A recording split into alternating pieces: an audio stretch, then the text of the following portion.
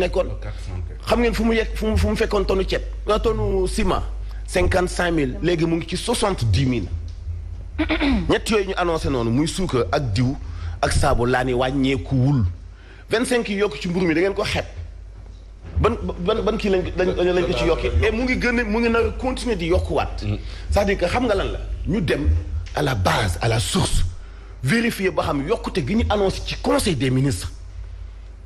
lu ñu war a dugal ci Sénégalais yi la wala dette bu def contre attaque que lii ñu ñuy gëmloo du réalité sur le terrain wàññite amul par rapport ak réalité bi nekk sur le terrain waxuma li nekk ci papier ak li nekk ci ay bureau mais sur le terrain wàññite amul laaj la ñuy jënd détail laaj la ñuy taaba jënd ay génn wàll li ba suukar laaj la ñuy taaba jënd ay tappeti diwlin Yacine wàññite amul yow boo taxawee naan génn wàll li ba ceeb nga yow ba nga juddoo ba léegi mosoo jënd génn wàll li ba ceeb. Mansour arrêtez. mais Mansour non je ne suis pas d'accord lan moo la si leer nga baal ma dara leeru la si. confirmé ko ah non je suis désolée non du ma fi nekk di ko confirmer parce que c'est peut-être ma vie mais Mansour là je ne suis pas d'accord avec toi da nga xam nan laa yeewoo da nga xam nan laa dëkkee da nga xam nan laa mel ba ma juddoo ba léegi nii ngeen baal ma àq Mansour là je ne suis pas d'accord kam moo la wax jaaruñu ci ñàkk fii ku fi ne jaar nga fi ci ñàkk kenn mosoo fi gis kenn ku fi judd avec une cuillère d'or wala d'argent trois la ngeen baal ma Yacine journaliste bu nguur annoncé wàññite li jaadu woon nga yabal si le terrain ñu xool la moo nekk réalité des prix consommateur bi dafa sonn waru ñoo xëy bombardé leen ni Macky Sall wàññi na président Macky Sall wàññi na bombardé leen ak même information boobu étouffé leen alors que c'est pas du réalité sur le terrain. En tout cas mais El Hadj xam nga yaa ngi naan journaliste yi mais ku ci nekk xam nga la nekk sa poche peut-être yow wala keneen mën nga wax ci sa bopp waaye li wóor mooy suukar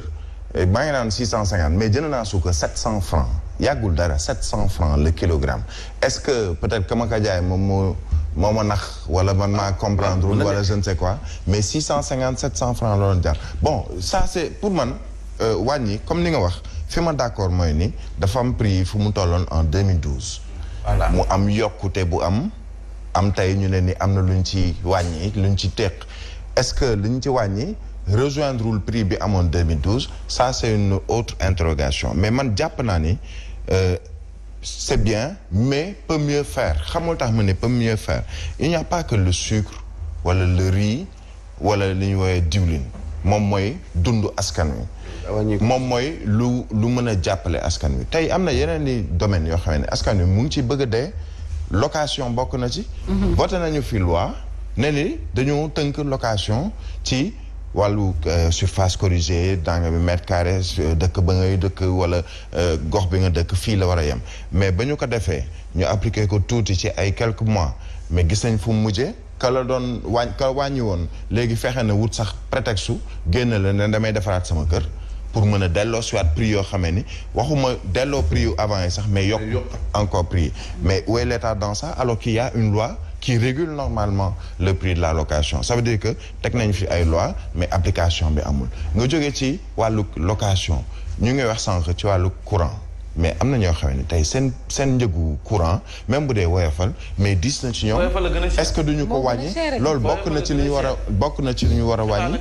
am na leneen loo xam ne tey maa ngi koy wax sànq xam nga maay wax fan yi maa ngi koy wax ci Mansour Diop démb xaw ma bëkki démb te boobu coow li sax ñëwagul démb mooy ci wàllu blé bi xam nga actuellement ils vont aller ci benn situation boo xam ne meunier yi li ñu yoroon ci blé defar ci farine war ci defar farine seen stock boobu bu jeexee fan la ñuy jëli jee blé bi mu war a doonaat beneen problème boo xamee ni ñi leen doon jox blé fi ñu toll nii téye nañu seen blé muy Russie muy Ukraine muy dëkk yu mel noonu parce que ñu ngi ci benn guerre léegi ñun ñu war a nag doon ñii nar a subir les conséquences donte li ñuy woowee ay choc exogène la yuy jóge bitim réew dal ci suñu kaw mais c'est une occasion également tey nos états africains maa ngi koy waxtaan ak sama benn xarit sànq Souley Diouf mu koy nuyu au passage war nañu seet nan la ñuy mën a def ba ñun lu ñu soxla ñu mën ko amal suñu bopp li ñu naan coopération wala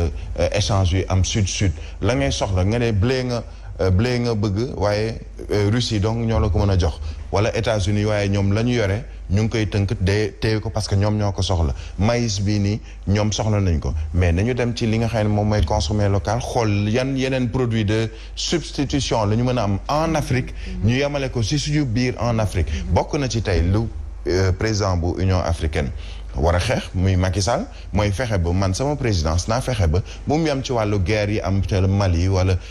coup d'état ba am ca Burkina Faso wala bu am feneen mais tamit sur le plan économique naa fexe ba Afrique tey ma mën leen a proposer man ak samay naataangoo chef d'état ay solution ba nga xamee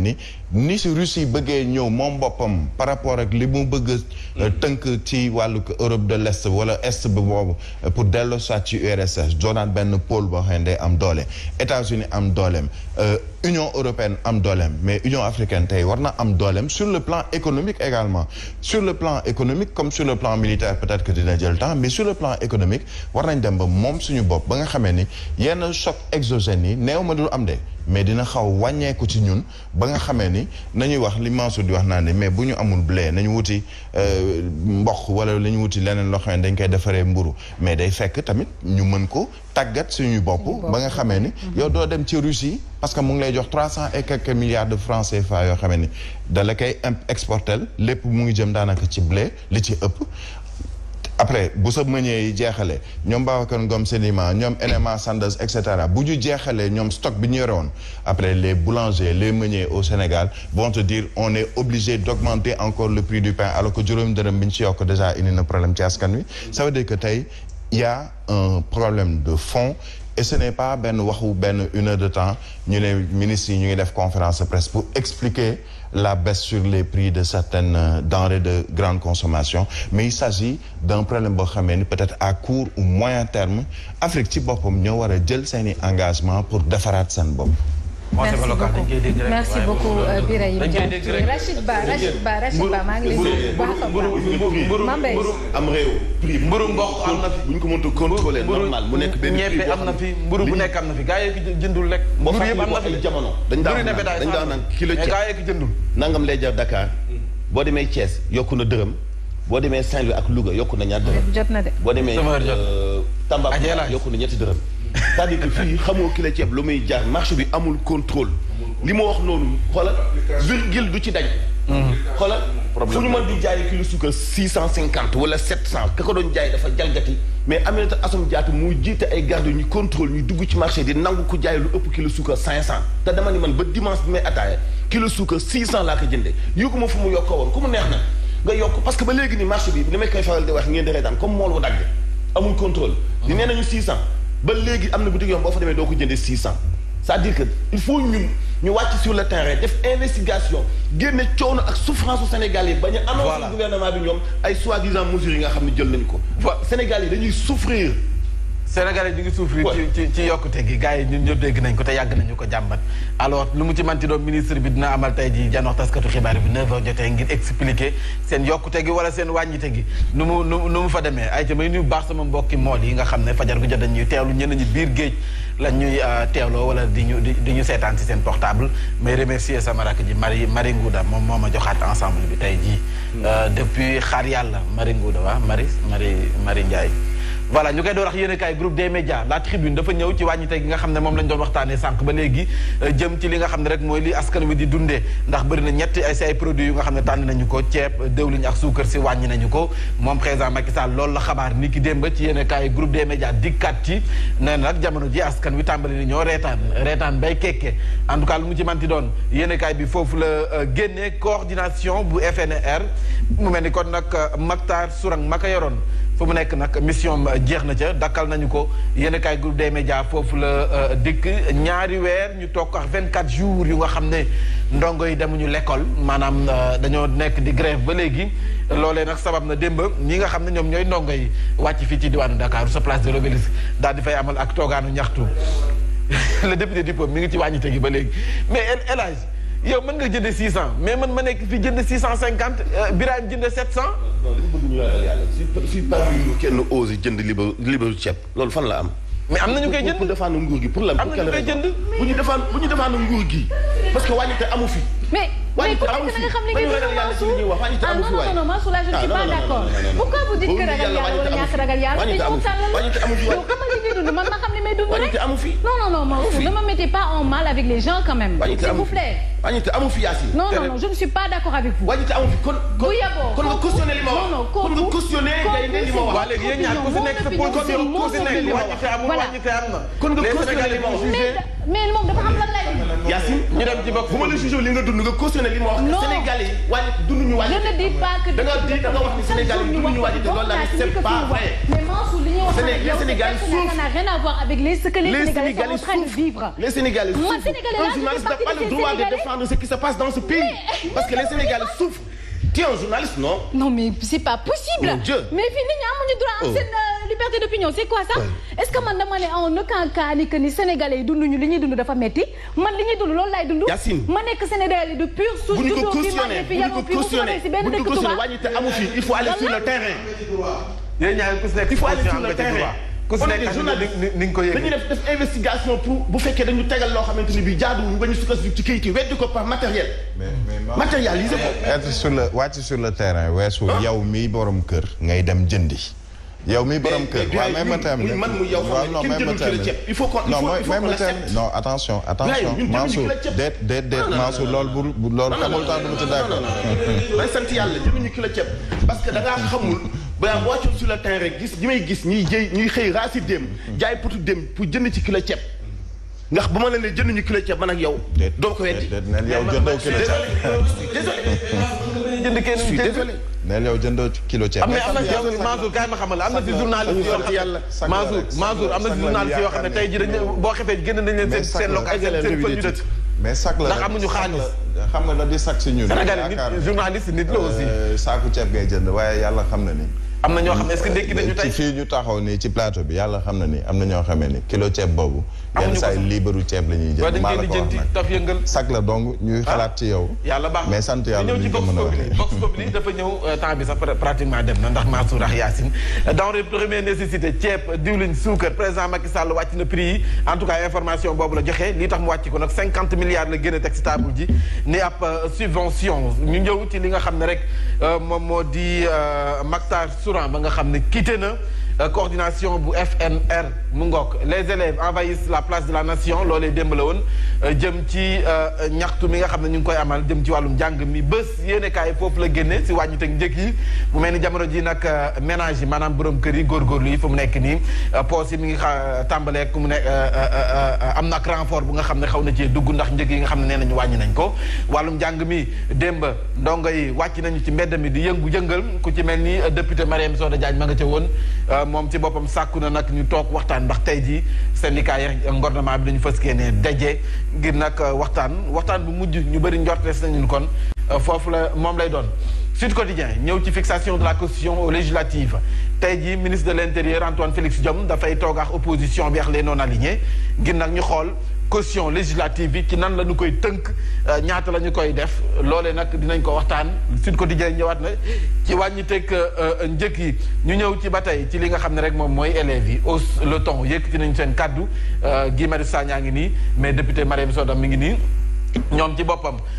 dem ñoom ñoo gunge ndongay dikkale renfort ndax nee nañu nag li ñu toog ci mbedd mi te jànguñu bari na lool ñaari weer ak 24 jours yaakaar naa ne kuñ ko wàññi si sa njàng yaakaar naa ne it examen yi bu ñëwee la nga cay xam yaakaar naa ne du bari lu mu ci manti doon yéenekaay bii di l'info foofu la génne le soleil yéenekaay nee na le président Macky Sall soulage les ménages ndax nag njëgal ceeb bi njëgal diwlin bi 1200 la teggi nañu si li nga xam ne rek 100 francs donc 1100 francs lay jar riz brisé non parfumé 15000 la woon saagu 50 kilos mi ngi si 13750 suukar 625 léegi delloo nañ ko ci 600 subvention nañu également riz paddy bi ñuy béyee fi 32 francs CFA mu ngook njëkk yooyu la ñu génne jëm ci wàññite gi nga xam ne ñu ngi koy waxtaanee mu mel ni ci li dogal bi njiitu réew mi jël président Macky Sall ñu ñëw ci li nga xam ne moom mooy au bord du chaos muy coow li dox ci diggante Ukraine ak sa Russie muy li Birame Touré maîtriser lool nag xam naa bu ciy wax moom Birame Touré dafa maîtriser coow bi diggante Poutine nee na xeex loolu waaye ku xeex ku muy xeexal ku ko jàppale mu dugal la ci xeex bi waaw Poutine moom loolu la wax moom. donc ñi nga xam ne seen xurfaanu jàmbur bu ci gën sa xët. nee na di nga daj loo xamee ni doo ko mës a daj. nee na di nga daj loo xamee ni mosoo ko daj ci kër àdduna. loolu mooy am naa bombe nucléaire mën naa la ko teg. waaw nañu dimbali rek nañu dimbali ñun moom wax naa dañu toll sax nucléaire ñun fu mu nekk suñu inauguration la ñu tal ak avancement dëkk bi ndax jéego yi ñu tegu nii daal yàlla buñ ko teggi naw njëkk di gën a wàññeeku ñu gën di am ay infrastructure Sénégal jëm kanam L'As Quotidien dafa ñëw ci Serigne Mountakha mi nga xam ne yaakaar naa ne élément bi jàlloon na tës sax ay fraudeur gannaaw nag ba benn fraudeur bi ñu ko dàqee ba mu dugg Touba xam naa oto bi def choc mu faatu Serigne Mountakha nag nee na ñu dàq na douanier yi foofee sa diwaanu Touba génn na leen fa moom dogal boobu la jël en tout cas yéenekaay bi dikkaat na ci moom L'As Quotidien kon nag yaakaar naa ne dañuy jeexale ci artistes yi nga xam ne dañoo mer ba futt lii Quotidien révolte des artistes jëm ci inauguration bu stade bu Maître Abdoulaye Wade foofee sa jam ñaajo Wally Ballago Seck nee nañ dafa bokk si ñiy mer waaye également Cheikh Ndigal Lo dafa bokk si ñiy mer Pape Cheikh ñoom it dañoo bokk si ñiy mer ani lan moo leen merloo jënd leen lii yéene kaay ngeen daal di koy gëstu du ñàkk di ngeen ko xam li ci biir kon nag 8h04 Yacine xaabaabal nañu ñu jàll ci faram-fàcce journal bi. aywa ñu dem jàll ci xibaar yi léegi lay doon ñu ànd seeg Hadj Mansour Birahim Diadji Touré moom Mbaye Ndiaye merci Mamadou Fofana.